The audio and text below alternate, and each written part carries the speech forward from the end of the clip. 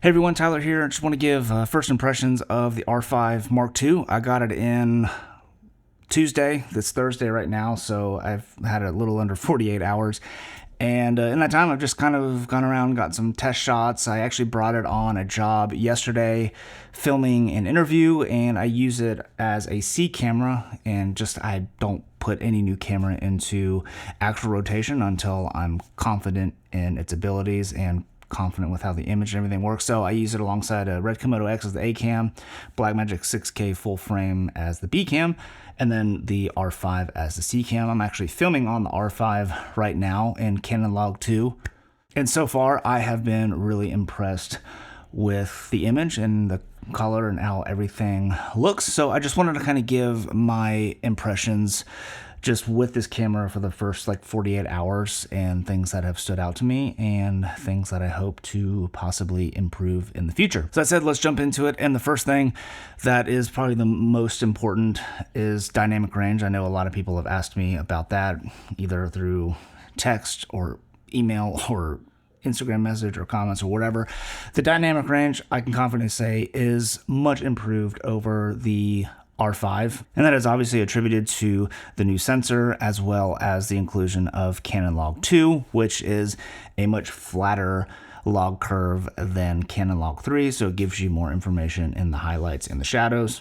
Now, based on my initial testing, the highlight roll-off is much more pleasing and much more natural looking than it did on the original R5. When I compare this to the Komodo X and the Blackmagic 6K, which I think have fantastic dynamic range, the tonality matches really well. Once I added a grade, I couldn't really tell the difference from a highlight roll-off perspective. Obviously, the colors look a little bit different just because of different color sciences and sensors and whatnot, but the highlight roll-off looked very similar to those other cameras, and that's really important because it's really easy to manipulate colors to match different cameras, but if you don't have a highlight, a tone curve that is really flat and similar to the other camera, then it's much more challenging to make the cameras look more like each other. So the inclusion of Canon Log 2 really helps with that. So that's one thing. The other thing is just there's so much detail I've found in the highlights and the shadows. Like I've got this shot right here, and it's probably going to be hard to show on here, but I might overlay it. But you have these highlights and these clouds and then these dark shadows right here. So if I were to just bring the gain down, you can see there's so much information in the highlights and the clouds with color information and all that. And then on the flip side, if you bring up the shadows, bring up the lift, you can see all this information in the shadows. So that's just good. That just means I feel really confident in using this camera alongside the Komodo X or the Blackmagic 6K full frame and incorporate that as a B camera or even using this as an A camera like I am using it right now and feel really confident in the image. And this is how I make a living. This isn't a hobby of mine, so I'm very picky and choosy about the tools that I invest in for my company because I want to use the tools that are going to deliver me the best image possible as well as the least amount of friction. And the R5 Mark II, from an image standpoint, definitely checks those boxes for me. Now, another box that it checks from a workflow perspective is there's no more the record limit, the 30-minute record limit, which is awesome. I just shot this interview and didn't have to worry about going up to 29 minutes and 59 seconds and the camera stopped recording.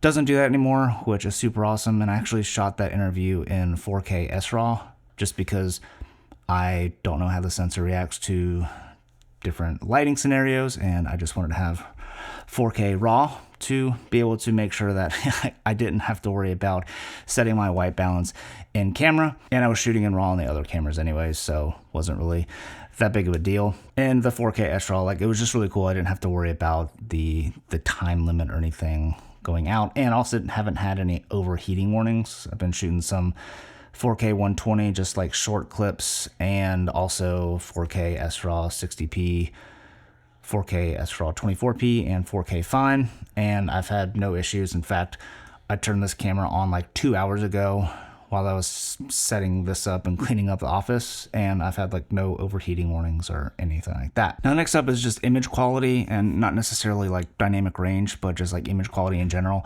Obviously we have the 4K fine mode, which is downsampled from 8K, and that's what I'm recording in right now, and I think it looks really nice. But I've also been shooting quite a bit in the 4K SRAW, because that's something that's really piqued my interest. I use it on the Nikon Z8 a little bit. It's their whatever Nikon's version of the full frame 4K RAW. It's line skipped or pixel bend. I don't really understand what it is, but you get full frame 4K RAW, which is really cool. It saves a lot of space, and I was worried that it wouldn't look all that great. I feel like I thought it was going to look really soft, but I used it to record that interview, and it looks super detailed, and I never would have guessed that it was line skipped or whatever. Now, one other thing that I'm really excited about is the multi-interface shoe. I'm coming from the R5, so I mean, there's been a number of cameras that have come out since the R5 with the multi-interface shoe, but I purchased the Tascam XLR unit, and that's what I'm using right now, just running a MKH50 directly into the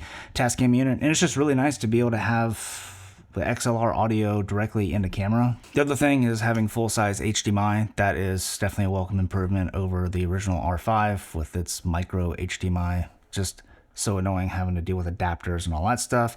Just love being able to run full-size HDMI right into my small HD monitor for a better monitoring experience. So thumbs up for full-size HDMI. Now the next thing is probably, I'm more excited about it than I should be, but it's the fact that now stills are in one folder, raw video, so the CRM files are in one folder, and then compressed video are in another folder, and that just makes organizing and finding footage and stills just way easier, at least for me. And the R5, everything just got dumped into one folder, and I sold the camera, so I can't remember if you can like change that, but I just always remember like some of my client work, like I'll go out and like if they want like a quick little social media video or something like that, I'll get stills and video at the same location. And it was just kind of a pain to like have to sift through, you know, what's the video and where the files are and sort and all that kind of stuff. I just, now that everything is in separate folders, it's just like a lot cleaner, and it just makes it a lot easier for me to just like grab all those folders and dump everything over at once instead of having to separate them out once I download them on the computer, if that makes any sense. Now, the last thing I'll mention that I really like is the inclusion of the waveform.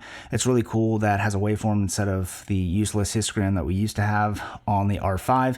The waveform is much more useful, and it's really nice that it doesn't disappear when you hit record.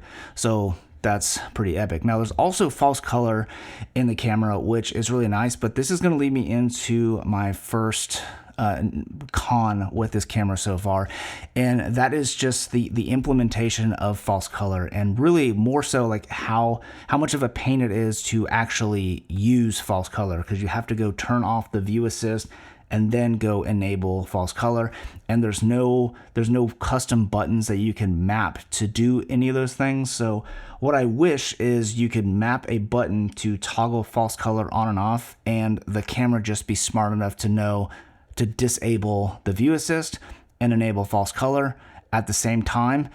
And then when you go to turn false color off, say using the multifunction button, for example, you push that button again to turn false color off, just re-enable the view assist.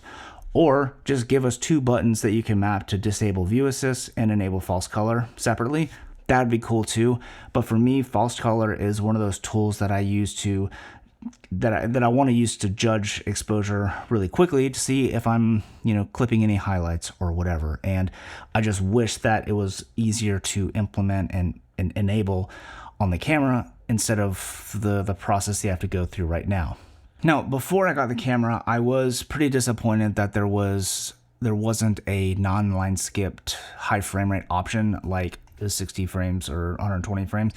But with the inclusion of 4K SRAW, the 4K 60 SRAW looks so good that I'm not really that bummed out that it doesn't have non-line skipped 4K 60.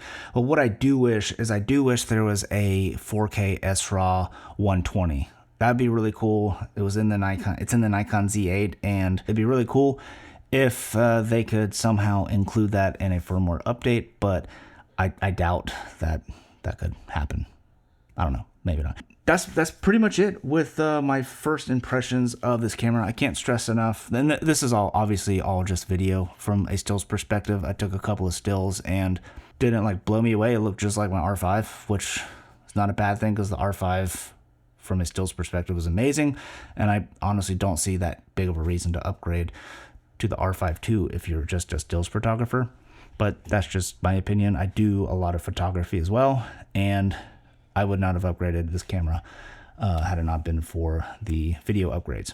So that's it. That's kind of my first impressions of this camera. I'm going to be using it a lot more. I've got a shoot tomorrow and a couple shoots next week. So I'm going to be putting it through its paces, and yeah, that's pretty much it. Thank you for watching, and I will hopefully see you in the next one, and hopefully I will get to a little bit more of a regular posting schedule. But the last month has been a really awful month, so a lot of stuff going on, good stuff with work and bad stuff with other things. So yeah, hopefully I'll be a little bit more on the regular upload schedule, and yeah, appreciate you being here.